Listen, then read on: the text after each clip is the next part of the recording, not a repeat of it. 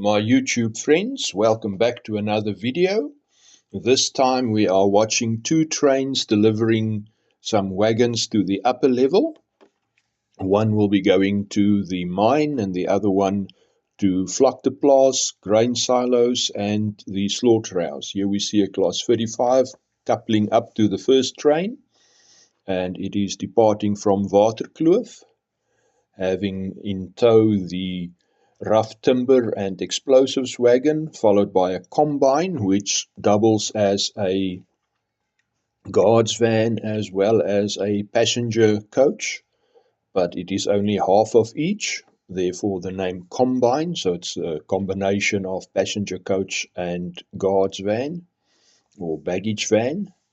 Here we see the train ready to start climbing the incline to Vlakteplaas, and the incline is partly hidden behind the backdrop at Aloes, and then out in the open where those two removable bridges in inverted commas are. I don't think I'm going to put any scenery on them because they are removable so that I have access into the garage. And there we are entering into Vlakteplaas. Here we're in Vlakteplaas, but today we are just running through. We are not stopping at Vlakteplaas as the loads to be delivered is for the mine at Power. And here we are waiting for the train to depart, and there we go. And watch the signal in the right hand automatically sets back to danger. Upper quadrant signals that we use, and at night it actually has a red and green light, although that is very difficult to capture on video. You do see the blade coming down, but the red is just a glow, and the green is also not very nicely captured on video in this light conditions and with the equipment I currently have. So here we are rounding the curve out of Bloemfontein on the main line, and soon we shall be entering into Power, where the coal mine is situated, and the coal mine actually has its own little switching engine, a GE 44 tonner. It is an ex-Northern, Great Northern loco, and that's a little uncoupling pick that has found a home in that little water pipe, supposedly in the mountain. Sometimes we do find water pipes from dams or whatever running down the mountain. That one serves a dual purpose, scenically as a water pipe, but also to support the backdrop, that it does not lean to the front or to the back, because in the mirror on the top right you can see there are staging tracks behind that mountain, which I'm sure most of you that follow my YouTube channel have seen in the past. And so here we bring the little switching engine, good coupling connection, and we bring the whole train forward as we will be uncoupling the combine now and then shoving the explosives car and the rough timber car into the mine spur to be unloaded. Right in the back you can notice there is a log unloader that the mine uses to unload the pilings and also to get them loaded for underneath where there are shafts in the mine. And this mine seemed to be I won't want to say anomaly, but it has got open pit mining as the backdrop depicts, as well as deep underground mining as the shaft shows there. And here the class 35 is reversing to come and connect back up or couple back up to the combine, and then it will be departing, going to Waterkloof where it started. And off we go. And since it is mainline, we are running mainline speeds. I know it looks a little bit fast from the video angle, but in fact it is not that fast. And here we are coming into the lower level from the hidden descending track behind the Waterkloof backdrop, but here we are rounding the main line behind East London Harbour, and here we can see the fuel depot. gas and oil and fuel, and the container crane in front, the entrance to the harbour, road crossing, and then we are in Aloes, passing the little passenger halt and continuing on the main line, and soon we shall be rounding the curve into the bridge or onto the bridge that leads to Waterkloof, our main station, and where this train started. So it will have completed a full figure 8 lap of the layout, doing some switching in the process. And you can see we have slowed down dramatically because the joint between the bridge and the permanent layout is sometimes a bit troublesome and causes derailment, so we're running at low speed. And there we are coming into Waterkloof. You can see the passenger train in the backdrop, and we will be stopping on the magnet, uncoupling, and now the class 55 is going into the diesel depot to be turned, is the term, but it means to be refueled, resanded, whatever else, the toilets cleaned out, and so on, so that it is ready for the next trip. This locomotive is a Class 5E electric unit, and that one is ready because that will be taking the next train up to Vlakteplaas, where we will be doing some switching. We first have to get the train ready, so we will be doing some switching in Waterkloof.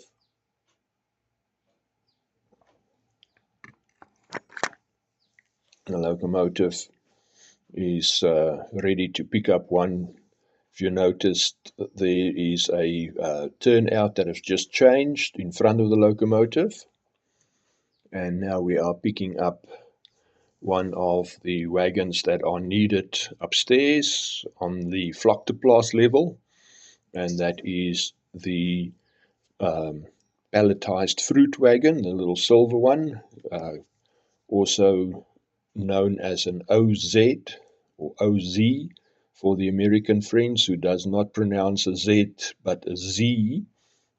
That was the wagon or truck's official registration, and you got them in a brown and in a silver. I have got the silver one that will be going to the fruit packers to be loaded. The one next to it to the left is a stock car that is used to transport livestock. And the one in view now is a grain hopper. And next to the grain hopper is a refrigerated truck, or a reefer as the Americans refer to it. In South Africa, they were designated LA1, LA2, and LA3, the different types and sizes.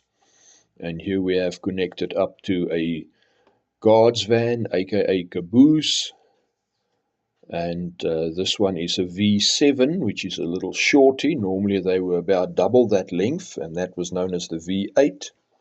And here we are back rounding the mainline curve. Behind is London Harbour. Again, we have a view of the oil and fuel facility, a few containers that have been stacked on the right hand side, and here we are again going past the cement factory, ready to enter into the climb to the second level, Vlakteplaas. And there we come into Vlakteplaas. I've cut out the boring no scenery bits climbing the incline.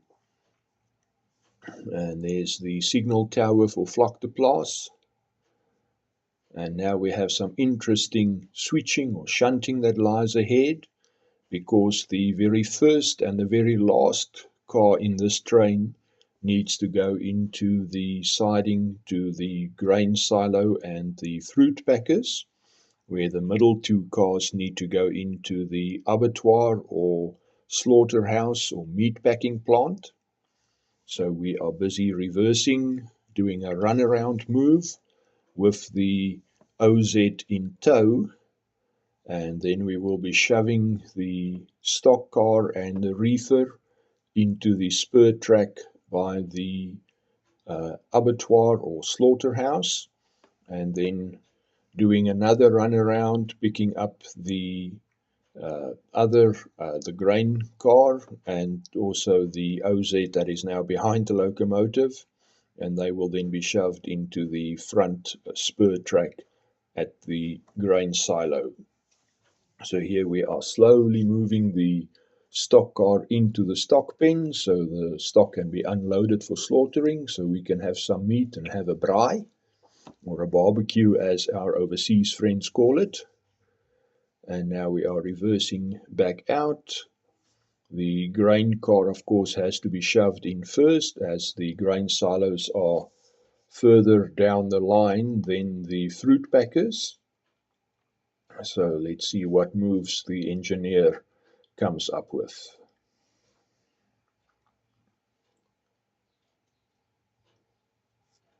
Doing a slight runaround as the grain hopper is now facing the right direction and on the right side of the locomotive. He'll probably just shove that straight in, and indeed he does so, shoving that into the spur track, and he'll probably leave it, leaves it halfway down the track and not spotting it at the grain silo yet. And then the engineer leaves the OZ in the station and does yet another run around. I think the shunter or guy assembling the train in Waterkloof needs to be informed that he must block the cars a bit better, that the grain silo and the fruit packers' cars are next to each other, as was the cars for the abattoir. They were blocked together, so it was nice and easy to actually spot them. Here we are going past the signal tower again, and we have connected up to the OZ, the palletized fruit wagon, and we are shoving that into the spur track. And there you can see the fruit packers and the grain silo. So once they are spotted, we shall depart and go back to Waterkloof with a locomotive running light, just with a caboose or a guard's van.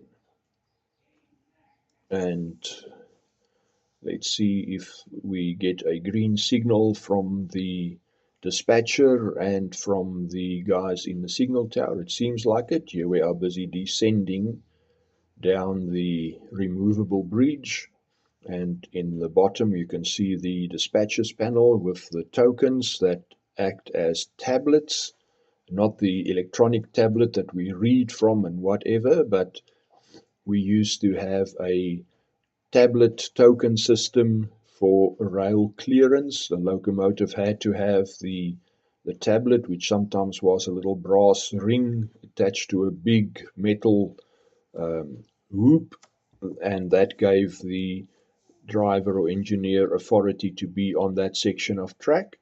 Now, on my model railway, we have a dual system. If it is a full operating system, those little cards are in place as well as the signals. You need to obey all signals because the dispatcher also controls the signals and he issues the cards. And there are two cards on each peg giving opposite directions from, say, Waterkloof to Aloes and from Aloes to Waterkloof. And the minute both of those cards are off the peg, you can expect a collision head-on, because then two trains have got authority in opposing directions on the same track. So there must always be one of the little cards in the dispatcher's panel. And also, if the block signal is red, you may not enter that block. You may need to reverse out of the preceding block, as the blocks does not have space to actually pass trains. They are the mainline sections in between stations. And here we are bringing the guards van into the loco servicing depot, and that was on the wrong side of the locomotive. So instead of doing a runaround, the engineer is quite tired after the long trip up to Vlakteplaas and back, He will just park his locomotive and leave it to the shed staff, while another engineer will shove the guard's van to its resting place or its designated area in the yard. And there we see the blue 5E unit. They are actually used to haul the blue train, but at the moment the blue train is not on my layout as it is going into summer and the day temperature soar. Today we have a 30 degrees Celsius forecast, and sometimes if it is too hot the cars actually start warping, and I am not prepared to have my blue train start warping due to heat. So here we see the locomotive, the 5E, doing a last move to go and stand on the track where all the electric units are. Let's see, it moves in, takes the turn out or switch, and then it comes to a rest a little bit further down the track. Whoa. Thank you for watching. If you enjoyed this video, please give it a like and share it with your friends, and also subscribe to the channel if you have not yet done so.